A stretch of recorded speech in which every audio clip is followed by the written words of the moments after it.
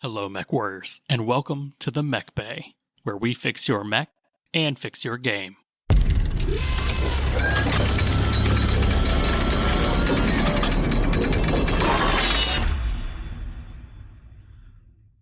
What's going on, MechWarriors? I'm your host, Josh. I've got my co-host, Loremaster Denham, with me today. Howdy, howdy.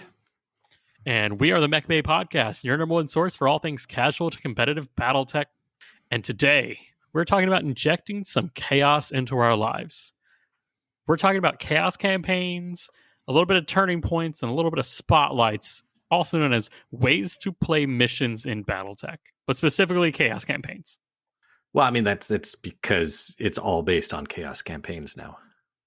And I learned that researching this episode, that like, as I scratched through the tomes on the surface, like, it all leads back to chaos campaigns. It's all built around chaos campaigns. It is the framework that it was all designed on. Yep. But before we get into that, we're going to talk about some BattleTech news, some hobby progress, some games played, some upcoming events, and some fan mail. So let's flush all that cool and start with some BattleTech news. All right. So the first thing is we finally this week got our $1.75 million stretch goal from the Clan Invasion Kickstarter. Yeah, this has been a long time coming.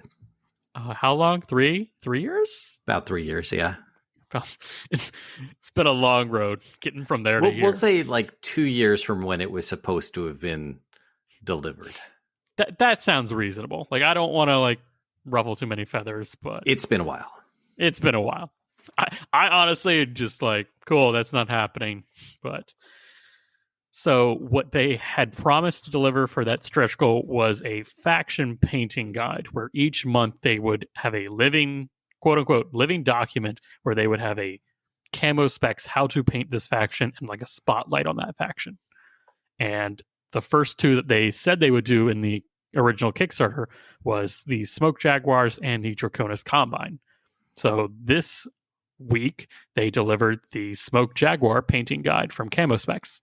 And on Facebook, I just saw an announcement that said, coming soon, an announcement on November 11th. So, I wonder what that could be. I don't know. But I mean, we were promised this a while. So I would like to think like that the hardest part was just getting it set up, like who's going to do what and everything. Let's organize. This was we're going to say we're going to do it during the Kickstarter, and then we'll start planning it after the Kickstarter. It seems to me like one of those things that somebody had an idea, somebody had a plan, and then someone else took over the project and didn't like that idea or plan, so it was all scrapped and something started over, or they didn't have the resources they thought. Who knows? It's been a long time. But it's all here now, and it's totally perfect, right, Josh? Totally, 100%. I haven't had comments and thoughts on this at all.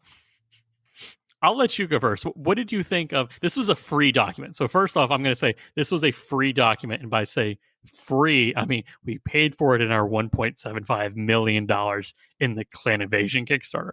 So it was a stretch goal, and I'm assuming some of our dollars went to it. But our purchasing of it is free. So anyone, even if they didn't do anything in the last Kickstarter, can enjoy it. Right. Yeah, so anyone can download this and all the updates as they come out. So what did you think of Camo Specs painting showcase Smoke Jaguar? Well, I do paint Smoke Jaguar, so I was pretty excited about this. I thought that there weren't enough pictures to begin with, like the different ones they had, like the different mechs, like the showcase pictures. You had one example of each of the faction, like the Delta Galaxy, Alpha Galaxy, etc. I was hoping for more, here's how these 5 mechs look in this camo configuration. Here's how these 5 mechs look. But we only had one of each. But they had a lot of technical writing about what their method for the painting was.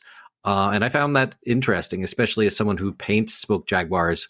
When they were talking about their spots, I actually learned a few things that I didn't think about when I was painting mine that I look forward to trying on my next batch. So, yeah, it's not perfect, but it's there. I think my main takeaway, though, is that this is a Camo Specs online thing. This is a PDF, a digital-only product that they can give out, which means that they can embed links. And I don't know why there aren't like links embedded to, here is an example of us painting this mech. Just a video link in there, I think would have been great. That's my opinion. Because Camo Specs does have a technical YouTube presence. Like they have lots and lots of videos of people painting mechs. So take some of those videos and link them up with the mechs that they're showing off. So as long as they're talking about it, here's also a video of our technique. But yeah, those were my two small complaints. Should have video links, need more pictures of examples. How about you? What was your because I'm going to preface this by saying when you were talking to me about it, after I had read through the document, I thought that some of your pages were missing. So we are definitely coming at this from two different angles. We have different opinions. I was very excited about this, and I think a lot of people wouldn't have expected me to be excited about it, but I very much enjoy a step-by-step painting guide. That's something I can follow. It's almost like a YouTube thing, but it's like, here's the exact frame we want you to focus on. So when it has that ability, I'm like, cool, this is the one slide with the words that I can read at my pace. I can look at it. That's what I'm expecting. That's what I'm wanting out of a painting guide. This, I felt like we've all seen the meme, draw the circles, paint the rest of the owl, and then color in the owl feathers. That's what it felt like to me, because they in the first steps they went from primer gray to base coat to all the spots are on the model, and I felt like that was the biggest injustice. Yes, they describe it, but they had two pictures on for each page for the painting guide section, and each one was just the same. It was the end result of each of the pages. Exactly. Yeah. And I was like, no, you give me your first, a single spot. What does one spot look like? Show me the brush, show me the technique, show me as much as you can for literally the hardest and most looked at thing for a Smoke Jaguar mech is how to do the spots. And yes, don't tell me, show me. Yes. And I was like, this is a free PDF. You're not paid by the megabyte. I mean, yes, you kind of are. There is an upload thing, but I felt like that could have been expanded out. So I was disappointed, and we're going to gloss over the spots in a small paragraph in a picture that doesn't help me as much. I'm a picture-based painter, not as much a text-based. Right. So I was disappointed in that. I was also disappointed that the person who wrote this decided, I want to be nice here. I want to be nice because it's a free PDF, but I also want to be like a professional here. Say, this was definitely an old school painter, because they seemed very proud that they were using old floor wax to gloss coat their model. And I was like, yes, they are literally bragging that they have the same can of floor wax to gloss coat models from 2003. That is a while. That is a while. So for those of us who don't want floor wax, what 2005. I'm sorry. 2005. I'm sorry. what products should we be using if we don't have floor wax? Any miniature grade gloss coat, like Citadel has. I want to say. No, I know. I'm saying it would be nice if they also said, if I use floor wax, but here are products that you can get. Yes. They would look great. And I felt like this was actually really disingenuous, because people that paint models and look at painting guides recognize this is a technique that was kind of established at the early 2000s when this person bought their can of floor wax, when there was no gloss coat. And that was what people were doing. Or the gloss coat was expensive, and this was essentially the cheap method. Is rather than buy a gloss coat, we buy floor wax, which is a gloss coat. Unfortunately, if you look at the interim mid 2010s, they changed the formula for this gloss coat, so you can't go and buy the same product they are advertising and it worked the same way. The gloss coat in this painting guide from 2005 does not work the same as the 2023 gloss coat off the hardware store. So please don't tell me to buy something from 2005. That time machine is broken, Josh. Come on. Exactly. Yeah. So I'm like, don't be proud of that. Think of people like new painters. Yes, when you people give who a have guide. nothing right now, and they want to go out. What do they need to buy? So I felt like, don't do that. Like, come on, guys, you're better than floor wax.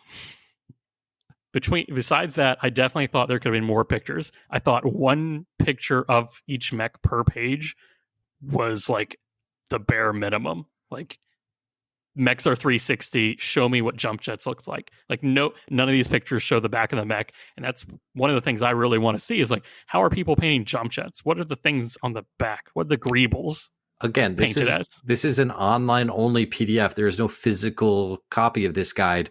You could literally have those 360 photos on the PDF where you grab it and drag it, and it will do a full 360 view of the mini. I mean, we've seen that. I saw that 10 years ago on PDFs. So why not here? We could embed GIFs. Yeah, we have the technology. We have the technology. Blake's our savior's year 2023. The other thing was, like, I didn't appreciate that each picture looked to be, I don't want to say different quality, but like these weren't all done by the same painter or right. Yeah, and they're done decades apart. Even the picture, that was the biggest thing. Like, okay, some of these pictures are relatively new, so they're higher definition. Like the Beta Galaxy one, that's a new mech, but it's definitely from a couple of years ago. It's not zoomed in, so when I zoom in on the picture, it's all just blurry. So it's not to the same resolution as the one above it. And I'm like, come on, guys. We're better than to standardize the process. I was frustrated. I'm like, I expected more out of a 3-year painting guide project. Yeah, that's my thought. Yeah. I don't want to give it a too little too late, but I'm like, Well, I don't think too late is certainly not, but it could have been something amazing. Right now, it's fine and it's functional, but it's not amazing, and it could have been amazing. I'm not as disappointed because I don't think I was expecting as much as you were. So my hopes and dreams were not dashed quite as hard. But I agree. It could have been an amazing product. Really show that BattleTech is at the forefront of miniature painting for its, historical camo spec stuff. Oh, well, let's shake that dust off and go to the last Kickstarter update email, which, oh man, we're just starting off great tonight, aren't we? It came out today. Today. It's almost like we waited to do the episode until we got the Kickstarter update, right? Totally. Yep. I heard there was one coming out, so we're like, nope, can't do it tomorrow. Yesterday, got to do it tomorrow. Heard it's going to be a big one, guys. So the email says shipping, but the website says entering production. So There was a big disconnect between what we all saw on our phones and what we saw on the website. Right, because shipping this week was not what it was supposed to say. Yeah. Entering production. Ooh, okay. Shipping? Okay, even better. And it's like, yeah, we're shipping things early this week. I was like, wait, are they shipping Kickstarter stuff this week? I know the original goal was early 2024, late 2023. I was like, that's now. That's now. That's right now. Yeah, that is the start of right now. And I know that like we've seen videos of the special edition boxes being put on pallets. So I know that stuff. Like they have pallets of those things already. We know that the dice have already been worked on. Like we've seen a lot of videos of products being prepped and ready to go. So, it could have been possible. Like I honestly expected it. I was like, oh man, they are ready. Like, and what did I tell you? I said I will. I said when it shows up on my doorstep, I will get excited. But then we saw the website and it's entering production. And that makes sense considering they were talking specifically about salvage boxes and edge zone tokens for Shadowrun in that email. Right. So keep waiting, folks. It's coming soon. I mean, it's coming. The most recent ETA is June 2024, I think. That's at least what I've heard around the water cooler. That's the buffer that they put in there where if things aren't running as smoothly as possible, that will still start shipping in June of 2024. But it's possible that things could actually come out sooner. So right now we're definitely looking at anywhere 2024, the first half of the year, which is roughly what everyone kind of expected. It means I'm not going to start getting antsy until August 2024. That's when we start getting pitchforks. The pitchfork market gets booming that time of the year. All right. So is that it for news for this week? Those are two busy things, I feel like. Yeah, those were good. All right, let's move into some hobby progress. So, have you got anything done in the last 2-3 weeks, Denham? Right. Yeah. No, I've played a few games. Hangar 18, Paulo and I had a nice game. He had some Jade Falcons versus my Grey Death mechs. It was one of those games where it was super close for the first 5 or 6 turns. And then on turn 7, everything went wrong. Carlisle again got multiple crits on his center torso due to attack. He again fell down and went unconscious. Everything that could go wrong did go wrong. So Paulo ended up taking that one just because Jade Falcons are just so vicious, I guess. That's what I'm going to go with. Not because the dice suddenly turned against me. But it was a fantastic game. I had a lot of fun with that one. Nice. What were you running? The Ghost, the Grey Death Legion. So I had a Marauder, a Spider, a ShadowHawk, and Catapult. I think I had the Catapult on that one. I'll trust you. I'll trust your word that you had a Catapult. I would have to go look through it. It was about 2.5 weeks ago. So for me, that's like 6 months for normal people. Time has no meaning when you're rolling dice. But considering now we've just skipped into games played, we'll go back to hobby progress. But so you got another game, and if I remember right, you've gotten some Solaris games in. So you've got some Solaris games in all the time. You've got some hot gladiator on gladiator mech coolant, flowing down your face action. Tell me about that. Yeah, we had a fun one with a Contio. That was a lot of fun, except that I decided you really need to have a 3 gunnery and a 2 pilot, not a 2 gunnery and a 3 pilot, because claws are +1 to hit, and it gets nothing is more devastating than running up to a mech that's severely damaged and missing both claws by 1, both of them. The 2 claws with TSM. It was sad. The Contio was fast, super fast, but then again, so was the other mech. And it was in the Steiner Coliseum, so the walls and everything were popping up. Neither of the mechs had jump jets, but they were both very, very fast. So it was a very much a cat and mouse. Pulling some Wolverine, chasing down. It was super exciting. But the Contio lost in the end.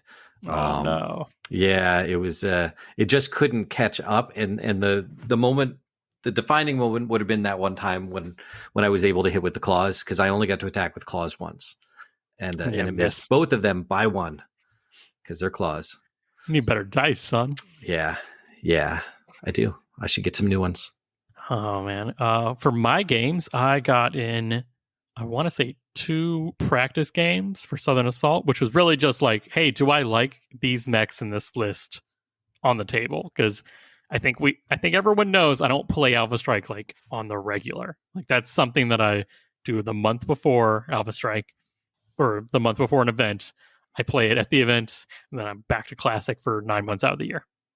That sounds right. I mean, some people is going to be 9 months out of the year. That doesn't make sense. I take a month off. Yeah, I take a month off from BattleTech as a whole, and I get my 2 events in. So there's that month of the event and the month before the event. So that's where my 9 months comes in. Right. My math works, people. But yeah, it works for me. Boy math. But yeah, I got a Terran Hegemony versus Diamond Shark game in, or Seafox Diamond Shark. They're the same. They're the same. And that was good. I took the Mackie, an Emperor, a Kyoto, Champion, all the old school Terran Hegemony mechs first came out pre-Star League, and I was ooh boy, this is great. until you realize everyone moves like 6 or 8 inches. Like that is They're it. all slow. They're all slow. So slow. And like, I've got a problem, especially in Alpha Strike with with all of my units being slow. It's not good. Like I had 3 assault mechs and a heavy for like 1 lance, and I was like, all right, guys, you're doing good, but you move for TMM1, like every one of your targets is like TMM2 or 3. And they didn't even have like the dice to like really put the shots out. And I wasn't rolling great, like I'll be honest here, but it just wasn't fun to be completely outmaneuvered, like even by basic medium or heavy mechs. Is that the one where one of your assaults has jump jets? Yeah, the Emperor. Because it's so difficult in Alpha Strikes, particularly when you've got something with a low jump, inches, because you can't even use it to jump over terrain. You just don't have the jumping ability to jump over most terrain on the table. So what is it good for? Hopping you into woods. That's the only thing I can figure out. Yeah. Yeah, that was really it. So I was like, I enjoy this. Like, this is a fun list, but it's definitely for narrative. Like, I have my Terran Hegemony for Classic, and that's like extremely lore friendly. It's fun. Like, it doesn't really matter as much because everything moves. You put enough woods down, everyone's moving 4 to 6. Yeah, but no one can see each other then. So exactly. So it all turns into brawling, anyways. So that had that game. And then I got to play against Dustin, and I took some Word of Blake C3I Alpha Strike list, and I took like some weird stuff, like a Fafnir with 4 plasma rifles, but of course Alpha Strike, so it's just 5 damage, 2 heat. I took a Excalibur, I took a Oscout, a Legacy. It was pretty much like all the little bit of Word of Blake models I own, and that was really cool. And me and Dustin did like, we kind of like reverse psychology. Like I took out his big guys first, and he took out my little guys because he knew he had to kill my spotters, but I had to kill his damage dealers. So by the time we called it, we were roughly equivalent points destroyed. It's just with none of my light mechs, my C3I network couldn't really spot as well. Like I essentially had to sacrifice a unit every turn to get a good shot. And he was like, okay, well, my light mechs can still run around because I have more of them than you have mechs now. So I was like, oh, this isn't great either. So, but that was fun. And like, I as feel long like as you learn something from every game, it's good. Exactly. And then I Terran Hegemony slow. Thanks. Have a nice day. Yeah. Primitive engine and armor, not good. No. But the C3I would have been good. But we were just playing on such a small table. It's like that almost 4 feet of long range doesn't mean anything when you're in medium range turn 2, and you didn't bring any long range fire. Yeah, most maps for Alpha Strike, especially in tournaments, there's no reason to have long range. It just, if you're in there, it's for a turn, maybe. Yeah, it's for a turn or dedicated long range person. But even then, if someone's on at makes it up to where the objectives are around half map, then you're no longer in long range. Yeah. And we were playing with a lot of line of sight blocking terrain. So as soon as the person knows, hey, that thing's in long range and it's going to get short range spotting from a C3I spotter, they're just going to can't see me. Not if you can't see me. And that just kind of, indirect fire doesn't work that way. So not with C3, yeah. Not with C3. So that was it. But it was a good learning game. Like I hadn't actually played C3I with Alpha Strike, so I had fun. But yeah, those are my games played. All right, let's go to some hobby progress. It's okay to say no. Denham, have you bought or painted anything lately? Actually, we're not even making new maps at Hangar 18 right now because we've got all those awesome maps for the campaign, but we're done painting those for the rest of the year. All the rest of the campaign games will be done on maps that we already have. The holiday season's too busy, so we're not even doing that right now. So what have I been doing? Playing. You've been playing games. Yeah, I've been playing, but hobby progress. I don't think I've gotten. No, we've been painting for the worldwide event. Right. That's right. Yes. We forgot that on news. Oh no. All right, so now we got to talk because this will be a lot of listeners' first worldwide event. That's true, because it pretty much shut down over COVID. Yes. So, what is a BattleTech worldwide event? A BattleTech worldwide event is an event that is run by an official Catalyst event that's run by a CDT agent. Such as yourself. Yes, such as myself, wherever you can find one. These can be run on Mega Mech, but some of the rules and stuff make it difficult, because Mega Mech, you can't just do whatever you want. It adheres to the rule books to a fault. But this one in particular is going to be taking place on New Earth in the year 3152, I believe. Oh boy! And it's got the warrior House Haritsu going up against a conglomeration of clans. I think we've got Jade Falcon, Snow Raven, Wolf, and a little bit of Smoke Jaguar representing in there. Makes sense. I mean, you really got the Ill Clan and friends, and then Capellan and no friends. So if you don't know where to find one and you want to play in one, you can go to the BattleTech website, the bg.battletech.com, and go to their forums, and you should be able to search for hobby shops with agents in your area. Actually, I know at least 3 people who became an agent just to be able to run this at their local events. That's awesome. That's going to be cool. So there'll be a classic one and an Alpha Strike mission for this event. And you can play in both. And then the results will go to the higher powers. The results will be tallied, and they'll go to the higher powers to do with as they will, whether it's there to influence, shape or influence events, or whatever. It will be recorded. It will be tallied.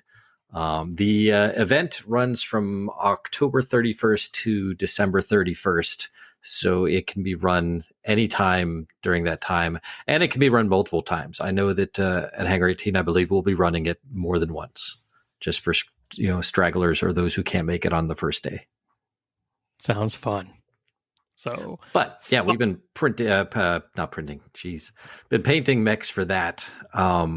And I've been working on this lance of urban mechs. Ooh, there's an urban mech lance for the worldwide event? It is not part of House Haritsu either. Wait, really? Yeah, really. Now I'm like, wait. I know, right? Wait. You're just going to have to wait and see. God. Fine. Insert evil laugh here. My only comment is, so the worldwide event, this is not a bring your own list to do the mission. There is a pre-selected lance or star composition, and then doing the missions with those. Right. Mine will be a reinforced company on one side, so 16 mechs on one side versus 11 or 12 clan mechs on the other side. The mechs have already been chosen. You just have to show up to these events. You don't need to bring anything. The maps will be there. The mechs will be there. The mission will be there. You will be told what to do at the event. So it is not like a pickup game. You just show up and you get to play. I also saw that this is not like for super beginners. That was true. At least how it was advertised. That's true. This should not be like your first couple of games. If you've only played a couple of games, absolutely come, find a place and watch. And if there aren't enough players, you could probably get in there. But in order to get the game finished in any reasonable amount of time, this should be for. You don't necessarily have to have like the tables memorized, but you should know exactly where to go to look up anything that you need, just to keep the game flowing. It's even with that, it's still expected to be like a 6-hour game. It's going to be long. Okay, so that's a worldwide event, first one since COVID. Okay, let's go. Woo! Fun times. Yeah. So that's your hobby progress as prepping for the worldwide event. One day you'll get to paint things for you. I'm keeping everything that I paint for the worldwide event. I'm not getting rid of it. It's all your product anyways. But so I don't want to say in a moment of weakness in my literally the 24 hours before list submission for Southern Assault, I was like, I still don't know what I'm going to take. Let me just buy things for every possible list iteration I could. And why not?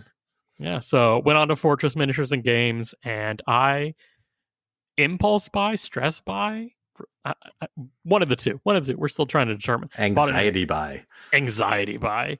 So I bought an Excalibur and Nexus 2, a Prowler tank, a Gorgon and Minotaur Protomech, and some Infiltrator Mark II battle armor. Because looking at that whole purchase, you might as well be going to the store and buying condoms, cucumbers, and lube, and it's just like choose what. Yeah. No, it's the Infiltrator. Like the cartoon was bad enough, but the Infiltrator battle armor came from that cartoon. That and the Sloth, and I just hated them both so much. Wait, the Infiltrator Mark IIs came from the BattleTech cartoon? The Infiltrator, was that not the one that looks like a triangle on legs? That is the Infiltrator Mark I. Oh, is that the Mark I? Did the Mark II get better? Does it? The Mark II looks like, I don't know. What's the best way? It looks very German, very Steiner. I will let you. The Mark II would not have come into existence without the Mark I, and that came from the cartoon, and it was bad. They don't look related. They are at all. They are. Yeah. All right. I'm throwing it in to our shared notes. There you go. There you can see it. Completely different. Letting them see. That looks pretty cool. It does look pretty cool. I already had one. One was handed to me by Mr. Brute at the first Southern Assault. I was like, oh, this is cool. And I was like, what if I actually want to run these? I could run them. I should get 2 more. So I got Infiltrator Mark II. And they have the paratroop ability, so they can like VTOL down from a. Yeah, it looks like it's got VTOL wings on its back. Yeah. And anybody listening, you can go to the Discord, and we'll have all these pictures in the episode guide, because people will post them. Because man, the Mark I is so dumb. Poor Mark I. Yeah, this one has like a stall helm. I'm like, yeah, this one's. I'm just gonna laugh and move on. So so I bought those. And I elected not to go with anything, but these are all mechs that I really wanted. Like I wanted an Excalibur for my Comstar forces. I wanted a Nexus 2 for my Word of Blake. A Prowler. Prowler is like the most common hazardous environmental tank transport you can ever get. And how can anyone say no to more proto-mechs? Like, Denham's like, I say no regularly to more proto-mechs. So. I only say yes to one protomech, and that's the Rock.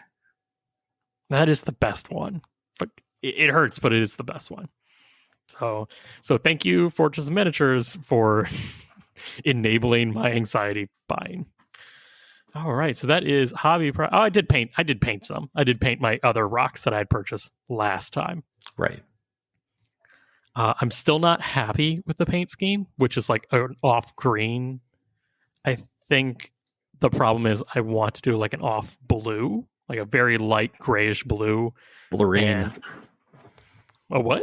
Blurine. Or some people call it teal. But Okay, so I have teal, and that's what I use for my Sea Foxes / Diamond Sharks. But you don't have blurine, so... I don't have blurine. Right. The problem is, no. I do have blurine because the tops of them are blue and the bottoms are green. They are bisected color-wise. I just keep my blue and my green separate. But for my Stow Ravens, I was like, I kind of want something like steel blue, like metallic blue, like naval blue. Like your grandmother's hair. Yeah. Grain, silver, what's left of it. So that's the problem with that. So I think the problem was that I was giving up too fast because I'd bought in like a whole bunch of bluish grays, and I was like, oh, this doesn't look good. And what I should have done was at least done a full test model with that color, and I just gave up too fast. So I think yeah, right. So out of character for you. So I think after Southern Assault, I think there's going to be a little acetone bath for some of my metal models, and I think we're going to try again to get the right steel blue, because I think that'll look really good with like the yellow accents and the black paneling. Cool. All right, that's enough for hobby progress. We've got some upcoming events. We've got the SoCal Open with Frontline Gaming just finished like yesterday, essentially. So So how is that an upcoming event? It's not an upcoming, but I want to include because there's a bunch of listeners that were like, hey, we're going to this. And I was like, good luck, guys. Can't wait to So if you want to go to it, too bad. You missed it. Stay around for next year. That's what I mean. Because they're always roughly the same time. Yeah. We have the BattleTech Fall Brawl in Mechanicsville, Pennsylvania on the 28th. So that'll be this weekend. Again, what a city to have that in. Like, it's just Mechanicsville. It's just... It might as well just be Mechaville. It should be. Mecha, Pennsylvania. Mechavillains, Pennsylvania. All right, we're getting sidetracked. We got Southern Assault the week after that on the 4th of November in Winston-Salem, North Carolina. And I and Dustin will be attending. We have the Las Vegas Open in January on the 18th through the 21st. And there will be Classic, Alpha Strike, and a bunch of folks wanting to hang out and play with you. That's true. So, I think Matt E. from the Valhalla podcast is putting most of those games on. Mm-hmm. So congrats for him to running that. More power to him. All right, so that's it for our confirmed upcoming events. We've got a little bit of fan mail.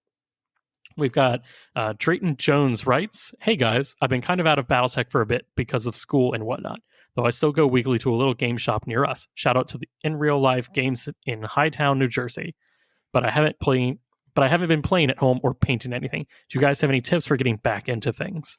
Thanks, Drayton. I mean, you're already doing number one is showing up, play or not. If you show up and you're around people who play BattleTech, you're gonna want to do it more. And as far as getting back into painting, for me, it's the buddy system. You've got to find someone else who also wants to paint, and you kind of feed off of each other's energy. So you're like, well, here's what I've been working on. Let's see what you've been working on, and it's more fun if you got a partner. How about this you, Josh? This explains so much of why me and you talking don't get anything painted. True. We just want to play games. We don't want to paint. We just want to talk about playing games. That's hard. Getting back into things. I guess it depends on by getting back in, like, because I'm hoping you still have models, and if not, I think the easiest thing is to just buy like a pack of models you're really excited about, and just like, I'm gonna finish these. Like, I'm gonna finish these for like next week's game, where I'm like teaching one person how to play this specific thing or this scenario or this little campaign that like, I'm not using my excitement for the game. I'm using someone else's, and I'm just going to like meet them at that same point. Like, they want to try clans, cool. Well, I've got 5 clan models that need paint, so I'm gonna paint them and I'm gonna get them ready, and they're gonna be good to go for next game. So also, coming back to that, especially the busier your life gets, you're gonna have to schedule it, because if you don't, something else is gonna come up, because you can't just be like, well, I'll paint these in my free time. You don't have free time. It's not going to happen. Welcome to adulthood. Yeah. Free time machine broke. Yeah, you have to put it on the calendar, and then you have to abide by that calendar, because the calendar says you're going to paint. So, put on your favorite podcast to listen to while you sit down, and you have an hour, hour and a half, 2 hours set aside just for that. And that's what you do. Because if you don't, you're not going to get back into the habit of it. You will always find something else. Set hard goals, set hard deadlines, treat it like a contract. But have fun with it. Aren't all contracts fun? It depends on what side you're on, yeah. The lawyer's side. But no, thank you, Drayton. I hope things warm back up, because BattleTech's great to be in right now, and it's about to get even better when things enter production/ship. But all right, let's take a quick break, and then we'll get into our main subject, injecting some chaos into our BattleTech lives. Woohoo! Warning, damage critical. Ammunition depleted.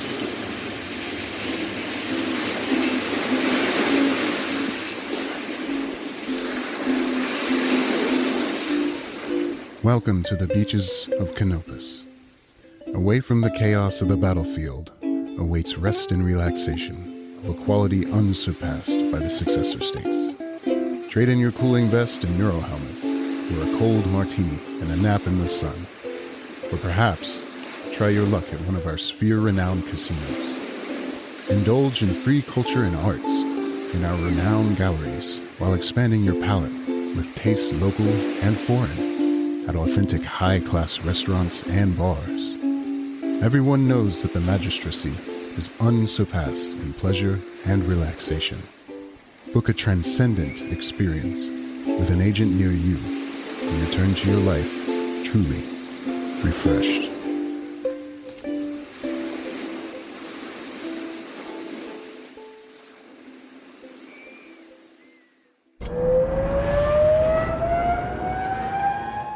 And we are back. So, chaos campaigns. Injecting a little chaos into our lives. Yeah, Denham's already like, let me interrupt right now before we start rolling. No, it's exciting to me because like we already did a campaigns episode, but a lot of people have asked specifically about the chaos campaign, and I think it's time we did a deep dive into just that. We do know a little bit about it because that is what the campaigns that we run every month are based on. So we've had a bit of experience the past couple of years.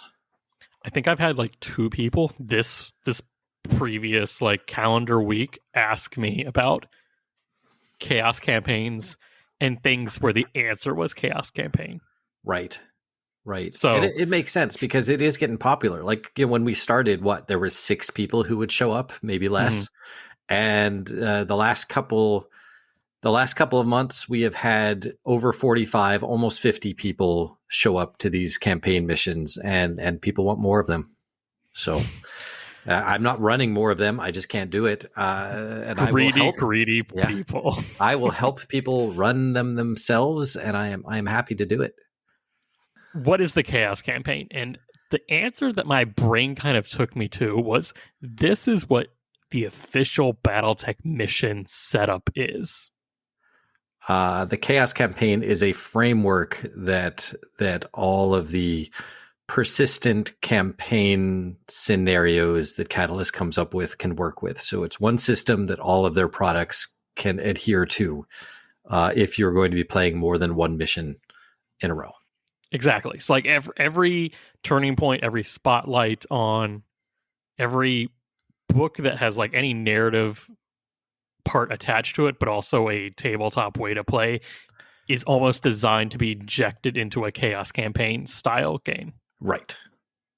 Anything with any persistence where you have your force and you want to be able to keep track of repairs, salvage throughout the missions, basically anything other than a pickup game. The irony, right? Well, yeah. I mean, for pickup games, I think they assume that you're going to be using things like just their scenarios from the beginner box, or what was that book from the 90s? First Strike. Yeah, First Strike. See that? Everyone should have a copy of that. 2006. Hey, it still holds up, except for the maps. And this one, I'm willing to buy those maps. So the chaos campaign it's not the start, but it is the end of all like the mission searching, because it's the all-encompassing foundation, the bedrock, the framework. But you don't have to play with all the persistence, like you mentioned, repairs and everything. The chaos campaigns do not require that. They do not require all of the extra homework phase stuff, but we are going to talk a little bit about that today. Well, yeah, because in my mind, anyone who's looking for a persistent campaign, anyone who's looking for more than a pickup game, like one of the very first things when I got into BattleTech that I did was I had all my favorite models, all my favorite minis, and I assigned pilots to them, and I made them into my Lance, and they were a mercenary unit because mercenaries were cool, but they could have been a house unit, but they had stories, and this is the way to tell stories with your people. So this is the best way to do it, is to have them in a persistent world. I mean, assuming you don't want to take the next step into like the RPG system, we're not covering that here. This is just the mechs. This is not the pilots, aside from like special SPAs or piloting and gunnery skill. This is not what happens out of your mech. This is purely in your mech type of type of persistence. So like we already mentioned, we touched on this in the campaign episode, but this is like a very how to do a chaos campaign step-by-step guide, because I feel like everyone that's listening has a friend who's like, oh man, I really like to play games with only this one person, and I like to bring the same mechs, or like have a backstory or like progression and change things up like on a gradual scale, and this is how you're meant to do it. Right. Yeah, right. So we talked on where the best place to start with a chaos campaign is, and I feel like everyone agreed that A Game of Armored Combat, it wasn't in the box set, but it was released kind of like the same time, the Succession Wars Chaos campaign that was free on the Catalyst website. That was definitely meant to be used with A Game of Armored Combat and the beginner box. Not necessarily the clan invasion guide, but once you've played it a few times, it does work with that. But it was designed for A Game of Armored Combat, like the next step after A Game of Armored Combat. If you've played all the scenarios in the back and you're still looking for something more, this is that more. I almost feel like they wanted to include that in the box set, but it's just too much of its own product, like lengthwise and complexity-wise. They weren't done with it yet either, so it was too late.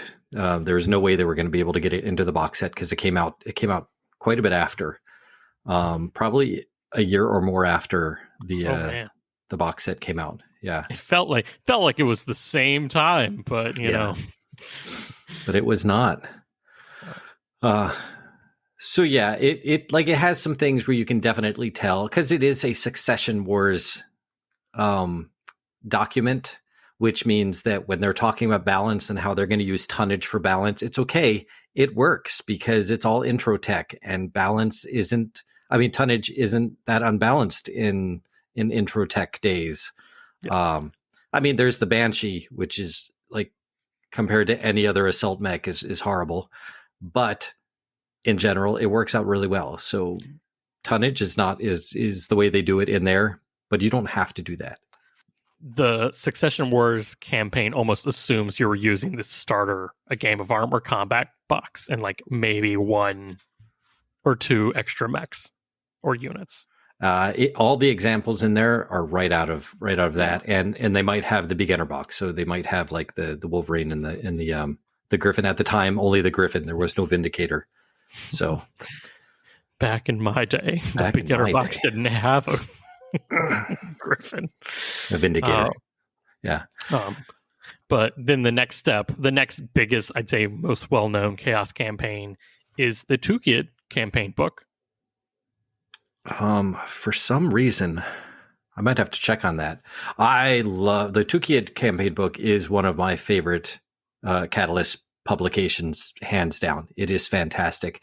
I'll have to check. It may have actually made it out before the Succession Wars Chaos campaign book. Maybe. Are we pausing this entire recording to look this up? The release date of Two Kid versus Succession Wars? I don't know. I guess not. No, we could just skip all that. Okay. It's not that important, but it's not that important. That just popped into my head. Yeah. Yeah. So I had never actually looked at the Two Kid book for chaos campaign stuff. I had looked at it for like lore, random assignment tables, like little tidbits of how, clans versus Intersphere are supposed to work. And I actually like saw the campaign and just glossed over it until like I was researching for this episode. Oh yeah. I picked it up specifically for the campaign, or the campaigns, I should say, because it has multiple different campaigns in it. Yes. You are not supposed to play the entire book from start to finish. You have to pick which ones you're going to do. So those are the two big ones. Are there any other big chaos campaigns like that you would think of? Well, that's the only big one that is that. Like the Succession Wars one, I wouldn't consider a big one. That's just it's more like a demo. Here is how to use it. But the Two Kid one is the big one. And that's the only really huge one that I know of. There are lots of little self-contained ones. I say little because they only have one campaign, and those are the ones we were talking about before. The turning points. The turning points, which are fantastic. Yeah. Yeah. And those don't have a physical book like the Two-Kid one. They're all just digital PDFs only. Yeah, But they're like $5 for like 10 different tracks or 100% missions. worth it, because you can always find, your favorite faction or your favorite era, and they have selections for all of those. There's a couple dozen out there of those. Let's move on to like actually setting up a chaos campaign. And I'm going to use the word chaos campaign as itself very loosely, because even in most of the books, it kind of tells you like you don't have to do the whole thing. Like it's really just a framework for doing missions. So that's kind of the way I'm going to approach it mentally, like talking about it and stuff. And I know Denham's going to be talking about it more from like the full everything, every piece in the puzzle should be used, at least tried. Right. I mean, if you're curious about it, that's the way to go for sure. Like jump in there, both feet. Both feet. But what I want to say is like these are probably the closest thing we have to official missions. So like I almost want to suggest people should like cut chaos campaign missions out and like just play those and see how they feel. Like make a packet out of those. Yeah, for pickup games, 100%. If you're just showing up to a to a weekly game and it's you don't know who you're going to be playing against, go through these things, find the most exciting favorite missions, and yeah, exactly like you said, cut those out, number them, and then there's your random mission generator. You just get 10 of them, get a D10, and see what you're going to play, and ignore all the all the points and everything. That is a great place to go for just mission ideas for sure. There's a bunch of in there, and there's a lot of basic ones. That I'm gonna stop this right here. I did not realize the Two-Kid campaign book actually has like it calls it the 10 most basic scenarios that all of the campaigns use, and it's stuff things like assault, breakthrough, capture the flag. Almost, I'm like, these are literally the most generically written ones, and they are very generically written, like literally put force, like defender starts on, attacker walks on, like stuff like that. But at least it's outlined everything what to do and what the objectives are, clear cut. Right. And that's important because like for the Two-Kid one, yes, you have clan specific missions, but you've only got a couple of those, like 2 of those for each clan. That's not a campaign. A campaign is going to be like 8 or 10 missions. So you've got to have filler in there. And all those other missions are the ones that go between those. The important ones, the really elaborate ones are called touch points. And those only happen at certain points during the campaign. So as you're going through, we'll get into it. But as you're going through a campaign, it actually tells you which missions that you can progress to from a certain one. And you can only go to a touch point if it specifically labels that at the bottom of your current mission. All right, so let's start with setting up a chaos campaign. So let's just say you've grabbed a person, a random person. I'm going to grab Denham for this one. Do it. And we want to don't grab me there. So we want to set up the chaos campaign. So step 1, that would be us just deciding what we want to do, whether that be the full like mission A, mission B, mission C track, or we just want to like cut the missions out and we want to roll in them. Do we want to do this like historical style where we choose like, oh, you have Smoke Jaguars and I have Comstar. Oh man, should we do the Comstar versus Smoke Jaguar Two-Kid campaign? Or should we choose 2 of our random factions to like, I don't know, Davian versus Federated Sons? Oh, those are the same faction. I blame the writers. Draconis Combine versus Federated Sons campaign. I mean, we could do the whole Glengarry Turning Points thing. We have to get the Grey Death Legion in there because we've all got that now from the box set. Oh my gosh, you're right. But yeah, so do we want the historical style campaign, or it even says it just a single mission? Like we don't have to do anything. We could just do a single mission. And that's fine. Like the book says, that's acceptable. Right. If you do a single mission, though, you're not doing a campaign. So, that's not in the scope of this particular podcast. No, but it is an option. So I want to say no one feel pressured. But that's when we get to step 2, where we actually start applying pressure. Determine length of time.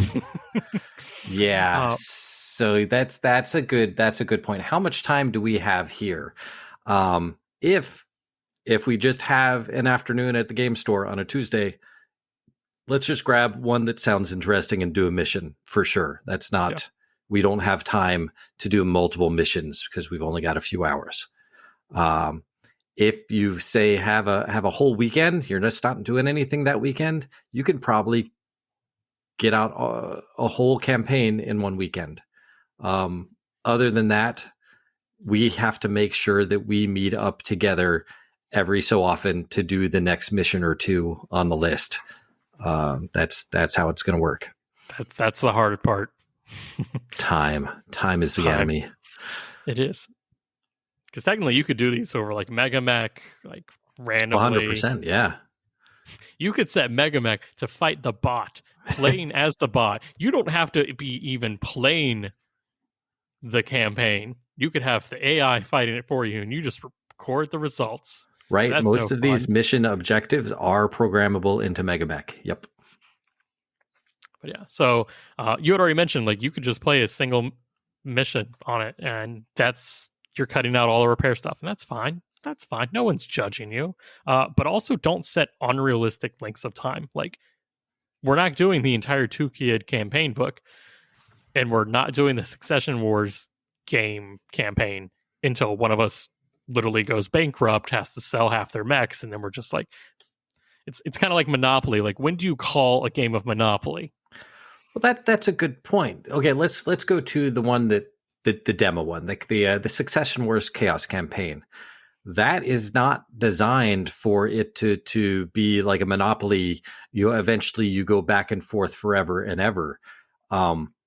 It is not meant to be endless.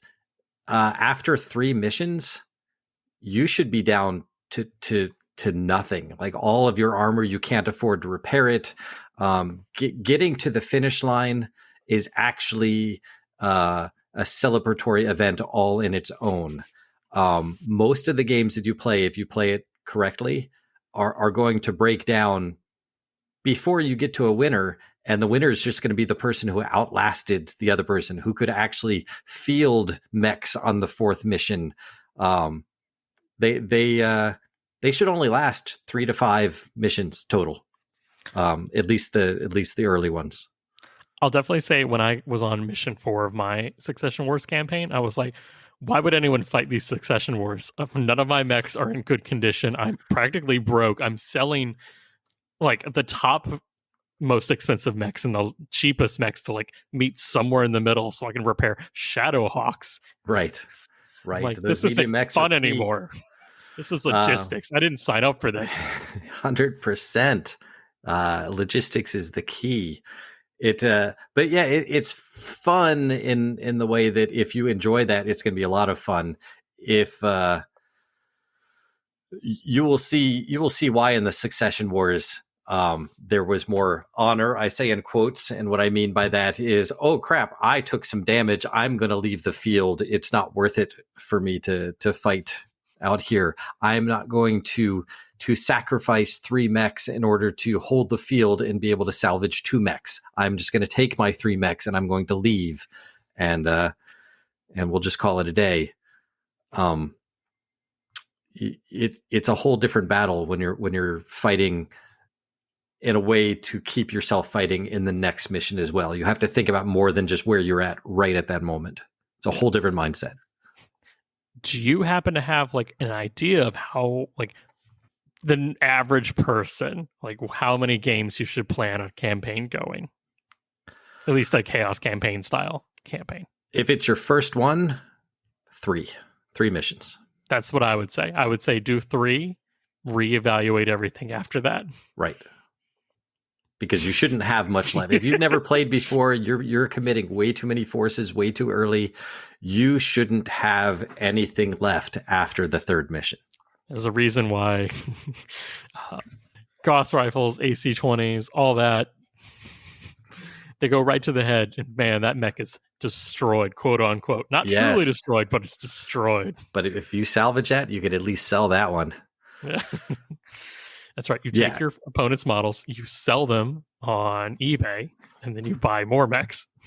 Right. Any mech in the Chaos campaign can be repaired unless all of the center torso internal structure has been destroyed, and then it is truly destroyed, and there's nothing you can do with that, period. That's just gone. And as we all know, that's how most mechs get destroyed. That's true. Ammo explosions in early succession wars would take out your center torso very quickly. Any ammo explosion, anywhere. All right. So yeah. So I'm going to agree. 3 missions for your first like campaign. If you're just doing a Chaos campaign, quote unquote, for like pickup missions, easy answer. You're doing 1. All right.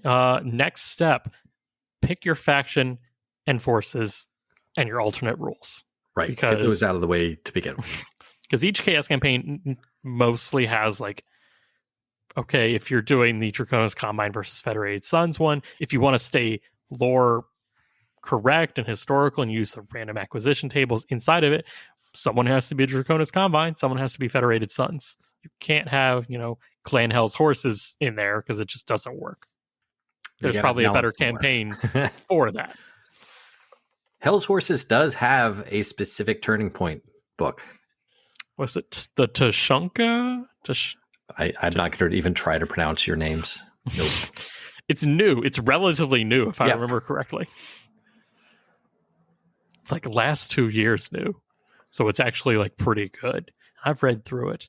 But yeah, so you kind of have to pick your faction and your forces based on what you're wanting to do. If you're doing pickup games, like everyone's a mercenary company or house, it doesn't matter. If you're doing a historical thing, try to be a little close.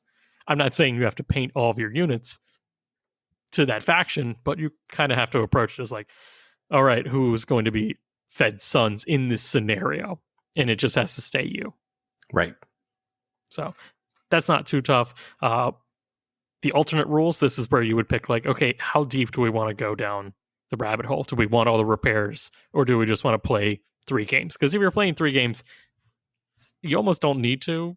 Oh, no, you 100%. For 3 games even, like that's where the repairs, your first 3 games, you're going to learn all about how costly repairs can be. And this is where to get that flavor in. This will tell you if this is something you enjoy or not something you enjoy at all. So those first 3 games, absolutely use salvage and repair rules. By the base rules, all your pilots start off as 3-4, but any new pilots come in as a 4-5. So you want to try and save your pilots because you don't want to be spending those hard-earned war chest points to upgrade green pilots. You want to keep your best mechs and your best pilots in the game. And it's important to establish the alternate rules first, like if your guys are going to use the full repair rules, because that will actually affect what mechs you take in your force. Like if you're not paying for repairs, then it really doesn't matter what you're taking. If you are taking like full pay for ammo, pay for repairs, you're probably going to take different mechs, things that don't need as many repairs, things that might have quirks that make repairs easier. Oh man, those half cost repair quirks are the best. Everybody's got a gyro for a ShadowHawk lane in their I've got 3 right here. So that's step 3.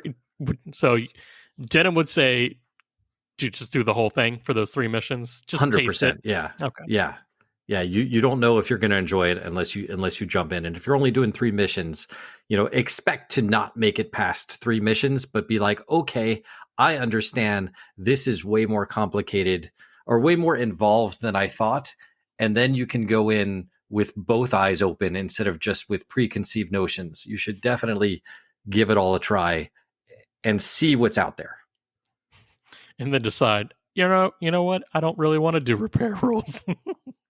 And that's fine. That's okay. It's wrong, but it's okay. I did water them down a bit for my campaign, but my campaign is a drop in, drop out. So you don't have the same people on the same table every single time. And that's what this is designed for. Like this is designed for you and a group of friends that you play with routinely. And most likely are communicating with. So if anyone needs help, you can like they can message the group and be like, hey, I don't know how much I paid for this. Okay, so you've decided what you want to do. You've determined the length of time that you want to do this for, and you've picked what faction you're thinking about running. The next step is to actually build your force. And I thought this was really hilarious, reading all of the different turning points, spotlights, in Chaos Campaign, like actual rules, is because this is the hardest place to start. Because depending on what source you use, it says something different.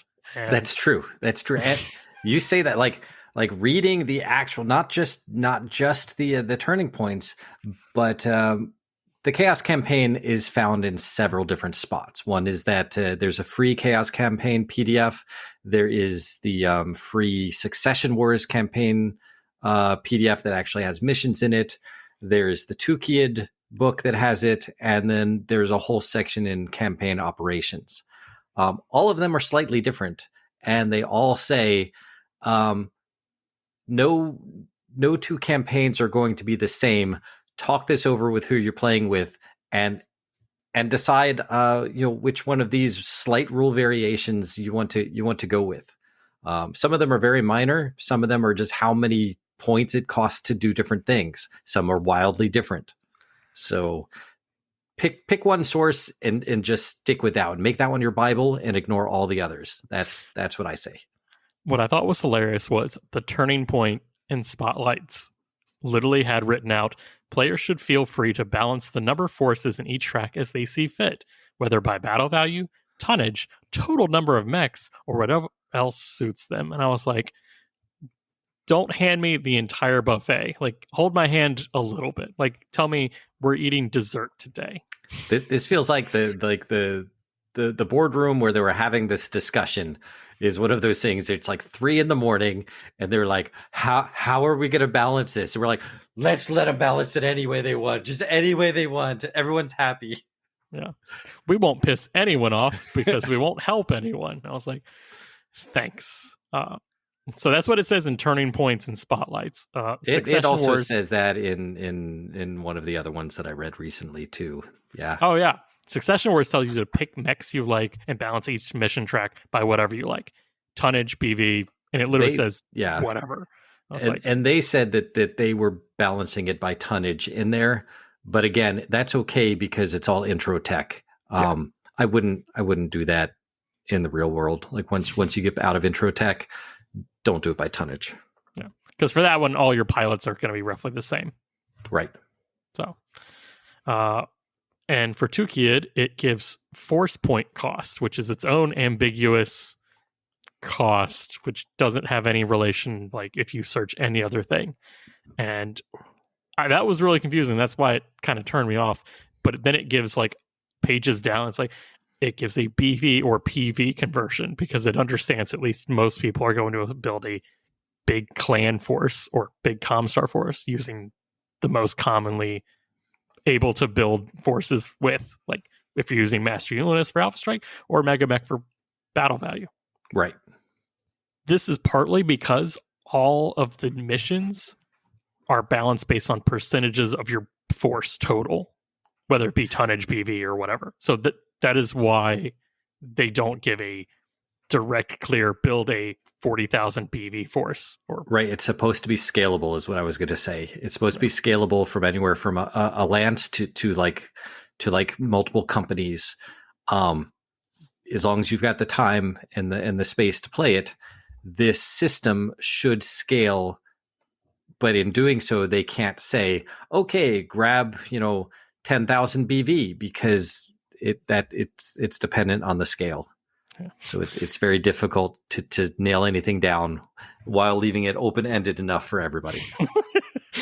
You see the problem here, right? Yeah.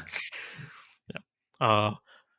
What I did like in the Tukid campaign book is it gives a 3 levels, and it's like a small force, what it calls a star level force total, not building a star, but the force total. Right. Was 40,000 battle value. Right, because you should actually be building 3 stars because you are most likely going to be bringing 33 to 50% of your forces to any given mission. Yeah. So the name doesn't match what it is, but it's how much you're expected to take per mission, almost. Right. This is not a book that you can just kind of skim and browse through and just pick. And you need to start from the beginning and read the whole thing. That's not what I was like sold. the rules sold part. Pretty pictures and tables to roll on. That's later. You can do all your pretty pictures after you do your homework, but you gotta read first. You gotta RTFM all the way on this. But it's but I really too like confusing otherwise. I like that they at least gave my brain a starting point of 40,000 BV is what we think you should, like, your clan invasion era, probably a little bit before or probably a little bit later. Like you could do jihad at 40,000 for a force. So in my brain, everyone should have 40,000 BV just ready to go at any game table. That's what you take. So I think we need to insert a step 0 into all this. Step 0 is find a friend who, if not likes to, at least has the patience to sit down and read. That's step 0. Find someone who doesn't mind reading the book, because one of the people playing should have read the whole thing. I want to say that actually is step 0 is choose who's going to be in charge of helping everything. The game master or just the person in charge. And we talked about that on the campaign episodes. Like, someone has to be in charge. Oh yeah. So anyways, you build your force and you build your balanced force of units. It says balance because it's like you don't know what mission you could get.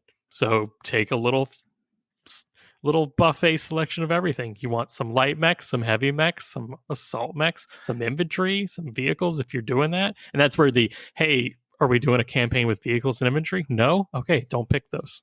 If you are, take them.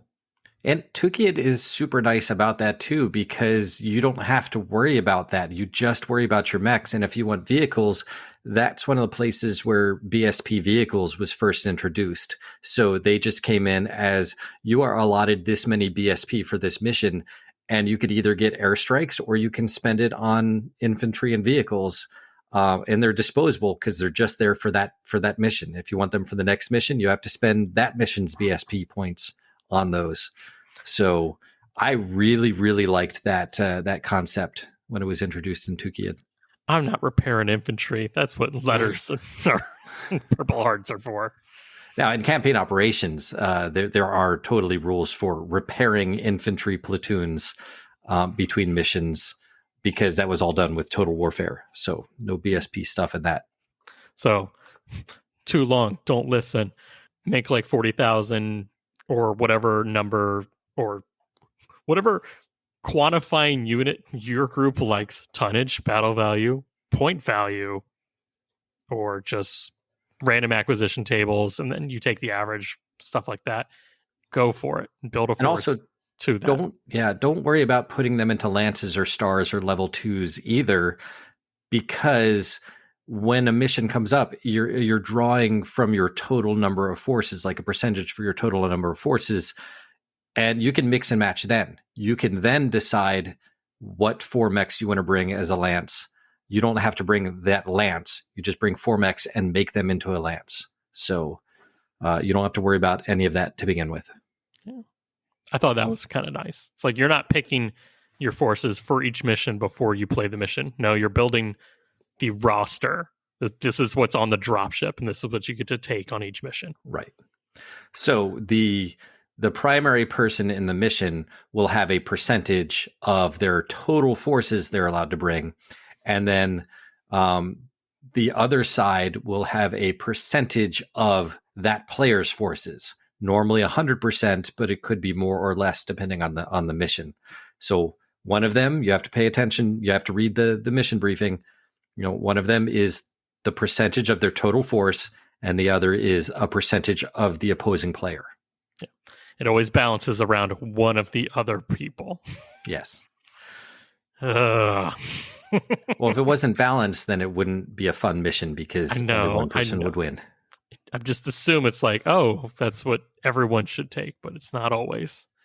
Not always. But anyways, so next step, you pick where to start. And by that, I mean, pick where to start, like in the mission track. They call it tracks. I like missions. The word's interchangeable for this. And that's just like, are we doing this specific like Smoke Jaguar campaign, or are we doing mission 1? Like, is the battle just starting, or do we want to start like in the middle and like all the like?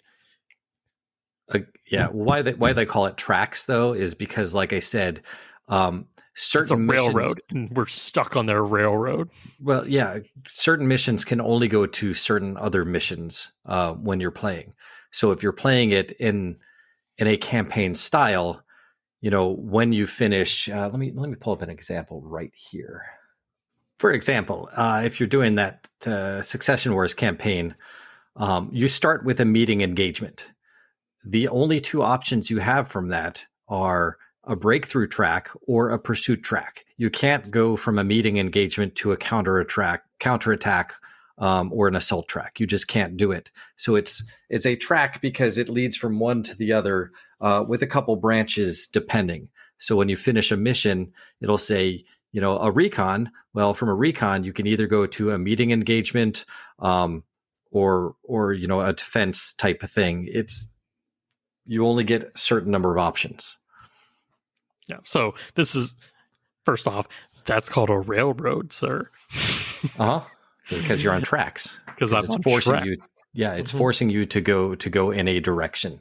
You can't just wander haphazardly around. So it creates a structure to the mission that makes sense in a logistical way.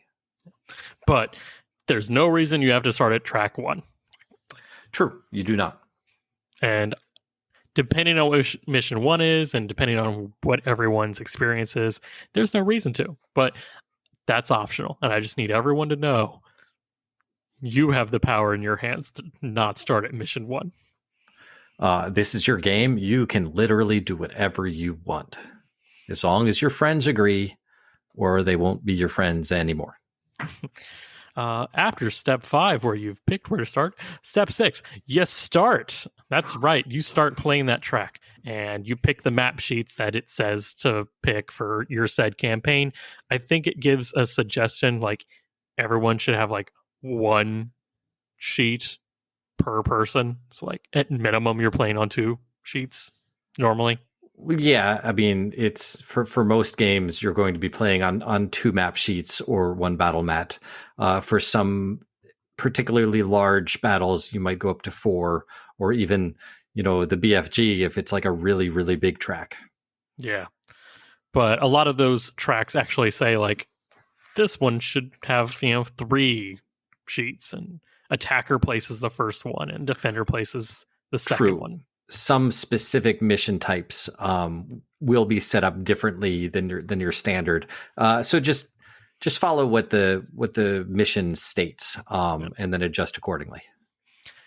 One thing I did like is in a lot of the Turning Point mission campaign packs, they actually specified which map sheet in most of the most common ones, like grassland, desert, stuff like that, you should use to give like the most balance based on that mission. If it's like one of the more historically focused ones, like they were like, the deployment one should be the grasslands, and the next one should be mountains, and the third one should be a desert, and specific numbered. So like to give a illusion of a specific thing. Right. And a lot of the turning points do have map sheet rats. So for like certain fights, it'll say here are a group of 6 maps. It can be one of these, the maps should be from this pool. So you got map pools, so that it's all themed. And then the two-keyed one is super awesome because for the very specific, the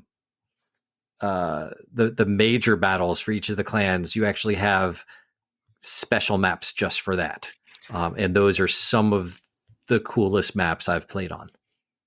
I wouldn't play with them every day, but for the missions that they're meant to be played on, they're perfect. They are. Well, technically, they are designed for that mission. Right. They're good for that mission, and they're also good for like campaign missions. Something that's they're not always balanced perfectly for pickup games, but they are very elaborate, and they're a lot of fun. Random encounter maps, sir. That's what you're thinking of. Yeah. All right. So that was all easy, right? There's nothing like hard that most people like no word that like people see and their eyes gloss over, and they don't know what this is because they've never seen it in any other games. No, right? It makes sense to me. It makes sense to you.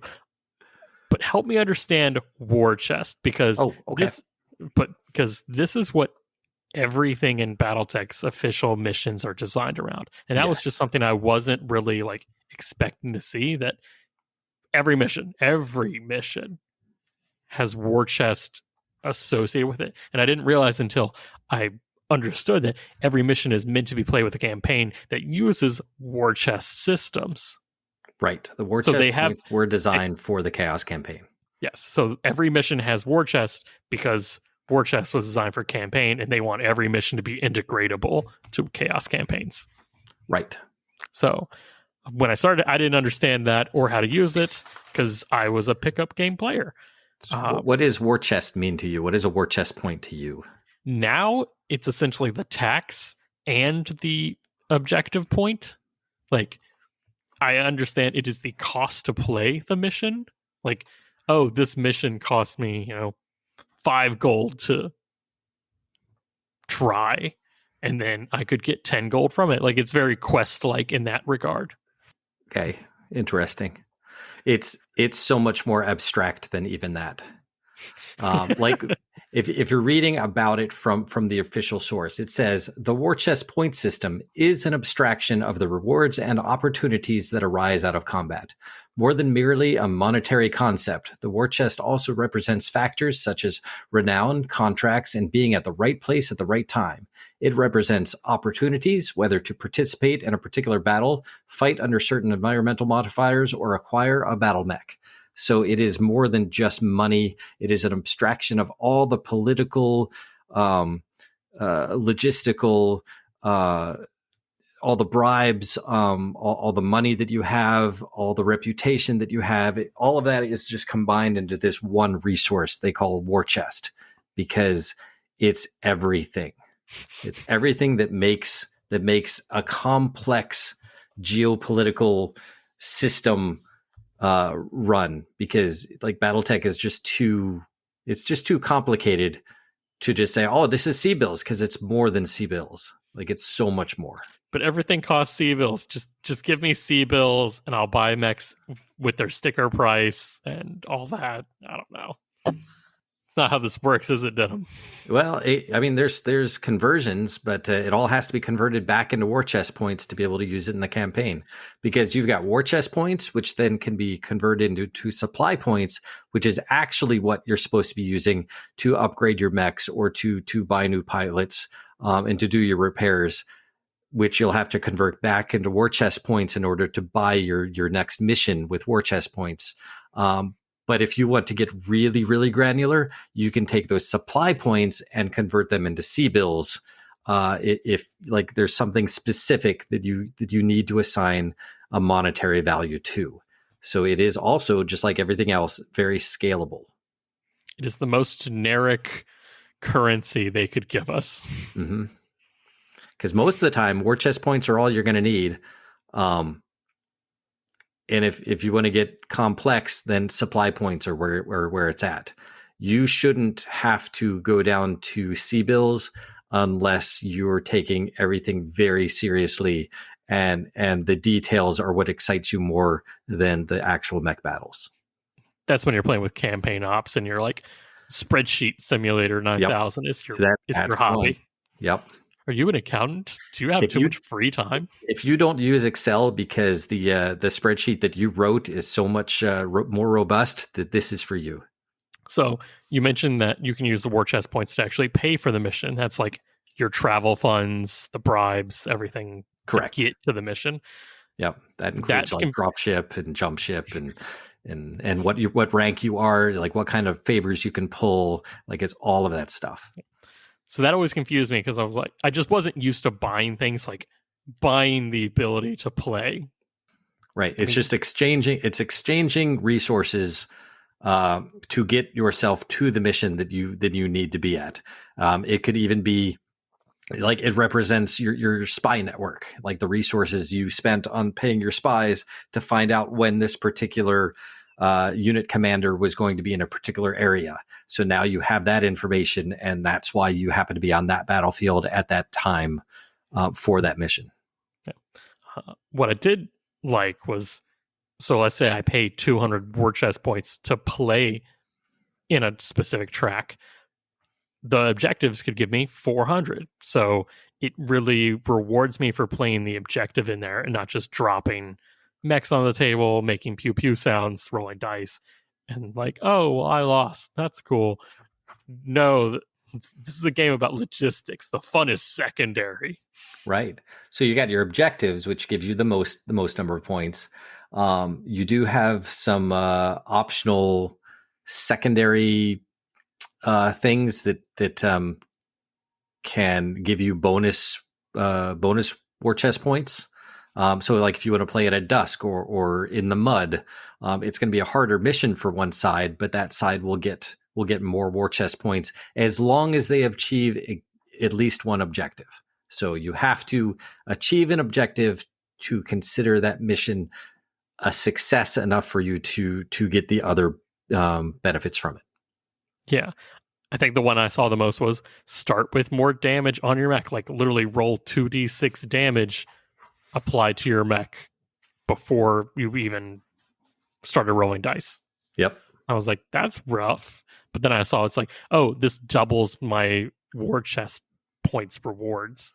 Right. So, like, and I've seen some that were negative war chest points because you could start with a minefield on the field. So in doing that, you're actually paying war chest points to seed the field with mines. So that's I'm making the game more difficult or easier depending on how I'm feeling that day and how confident I am based on my mechs and my choices and who my opponent is. And I was like, thinking about that, I really liked, okay, the mission is very abstract, but it also has a lot of options. Like, it's not just capture the flag and first one to get it back to their base wins. It's like, no, there's an objective and you have to get to it. But if you want to raise the stakes, you could make this a capture the VIP mission in the rain. And it's like, if PSRs are harder or something like that, it's like, okay, that's not that bad. And then, of course, salvage you only get if you completed at least one objective and you control the field at the end of the game. So if both sides are like, nope, we're taking too much damage, we're both withdrawing, because apparently that's a thing that happened in the Succession Wars, then nobody controls the field, nobody gets any salvage. Those mechs are just left out there to rust. So you have to have control of the field and have completed an objective to even have a chance at getting salvage. Which is wild. As it should be. Yeah. Wild.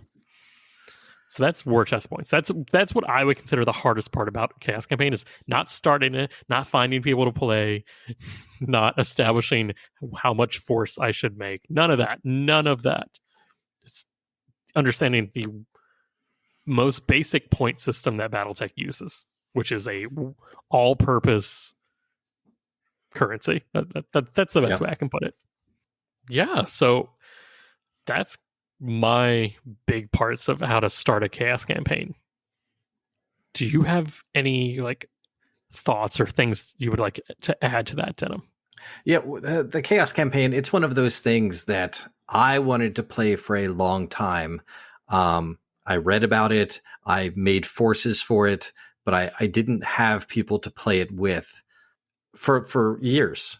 And then, one day when BattleTech started becoming more popular, I found my folder with a bunch of stuff, and I'm like, you know what? I'm going to actually do this.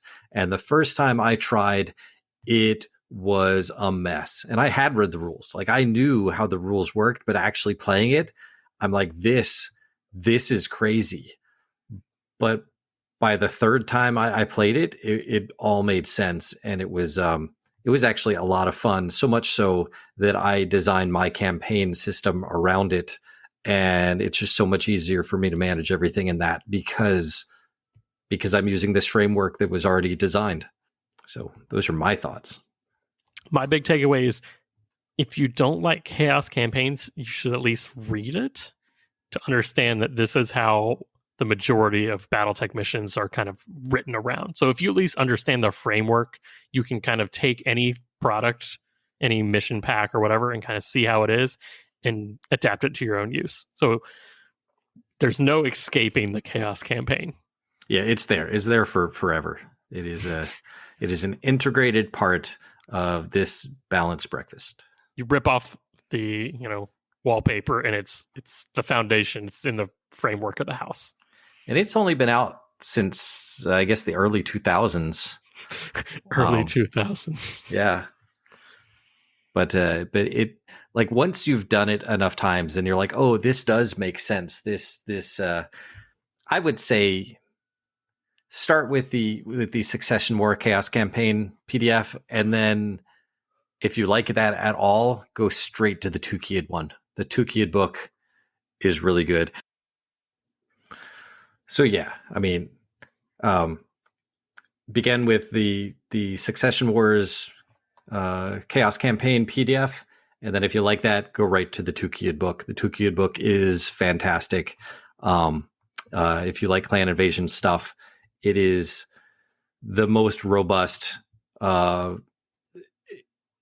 It's the best product that they put out using the Chaos Campaign, in my opinion. I like Two-Keyed, and I feel like that one could be the most, I'd say, broadly adapted to like modern play. I like Ill Clan and up. Like that one could go. Oh, for sure. For sure. You could do whatever you want with it. Yeah. But the framework, like learning the framework from that, it will teach you all you need to know. Yeah. And you'll know if you love it or hate it after that.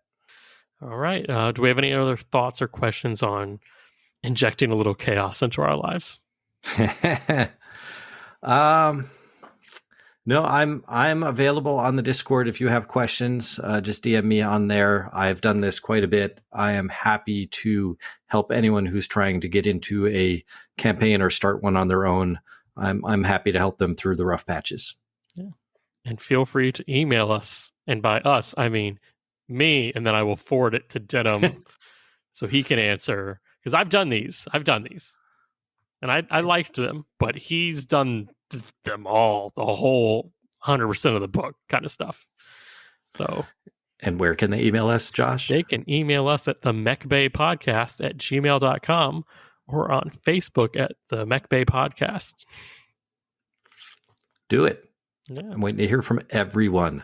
Show of hands, everyone. Show of hands on the audio only experience. That's right. So thanks for listening today to us talk about chaos campaigns and the quote-unquote official way to play BattleTech, which is extended campaigns, cost, logistics, and building a random force and then dividing that into portions of your choosing. Catch us next time when we talk about Alpha Strike. More Alpha Strike than we can handle.